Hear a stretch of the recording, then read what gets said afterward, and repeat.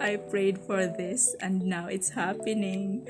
Nakasweldo na ko sa Facebook, guys. Kung nakamatikod mo, sige post tungod kay nakoy mapaabot ng kwarta nga na. Oh, ginabot na dyan siya finally.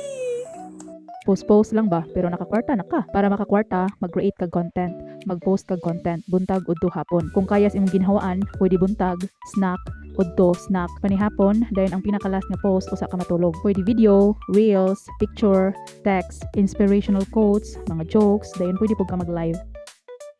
Pwede ra sa imong personal account, imo rang i-turn on ang professional mode or mag-create ka og page. Yes, daghan jud kayong samukan sa akong mga post, pero ang makarelate ani kadturang mga nag-content creator. Kay nakasabot man sila nga kinahanglan mag-post nga consistent, pirmi, why absent. Agkadtong mga way alam, syempre samukan na sila sa imong post, scroll dayon, dasig lang kay kanang imong pag-post para na makakwarta. Giunsa nako paggasto ang akong sweldo ning snack ko kauban ang mga bata ug palit pug og remembrance ang pillowcase. Puhon-puhon basta di laman jud ta mohunong, mudako ra ning atong mga earning.